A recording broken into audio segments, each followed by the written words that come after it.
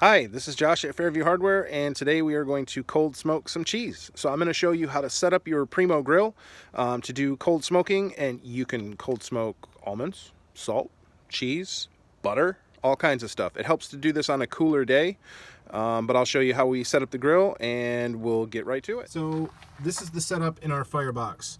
I have just a little bit of charcoal down in the bottom, and you can see my little quick light down here, and then on top is a whole bunch of smoking wood. You can soak this if you like. You don't have to.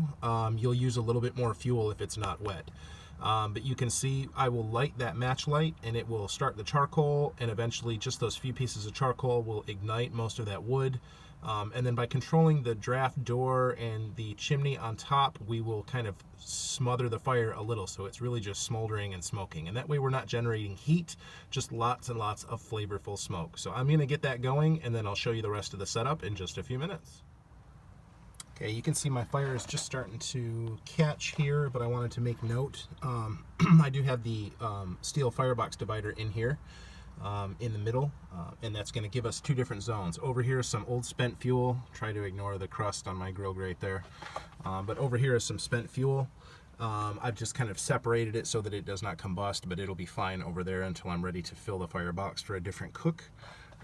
But this divider kind of helps to section off your grill so that you can have a side with lots of smoke and a little bit of fire. And keep the other side cool. So our smoking rack is going to go right over this grill grate on top of an ice bath to keep our cheese as cool as we can while it smokes. We just want flavor. We don't want any heat. So here it goes. We're going to let it go a little while, and then we're going to start working our draft door and chimney in order to kind of put some of this out and just let it smoke and smolder. All right, we're smoking good. Here's our fire. It's hard to see with all that smoke, but it's really smoldering nicely now. We've got a nice good bit of coals ignited at the bottom that will slowly roast that smoking wood and let off all that flavorful smoke. And then here's our ice bath. I just have a little aluminum drip pan filled with ice, a little wire rack on top, and then here's our two 8-ounce blocks of mozzarella cheese, is the cheese of smoking choice today. I found that these flat blocks have a little bit more surface area. You can certainly use larger chunks. It's just going to really take longer to get that smoke fully through the cheese. So this set up like this with these smaller blocks or sliced blocks, it allows you to get a little bit more smoke flavor in a shorter amount of time. And remember that heat here is the enemy, and if you let this sit out long enough, it will heat up, and we don't want melted cheese flowing through those grates. So now that we're all set up, we're going to go ahead and close down the grill. We're going to get the daisy wheel going up here and just let a little bit of that smoke come through.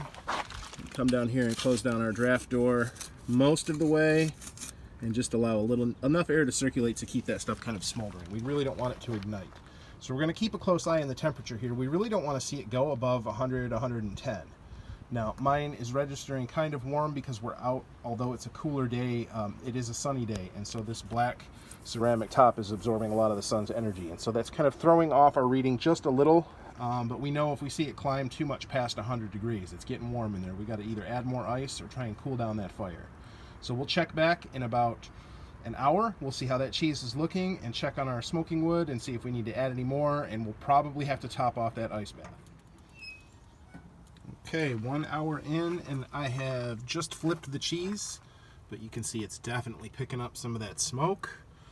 We do have a little bit of ice left in the bath, not much. It's not showing up real well on camera, but I will probably refill that in about 20 minutes or so. But I'm going to flip one of these over so you can see what it looks like. It's definitely picking up that color. You can see it nice and dark there compared to the other side that's just been flipped.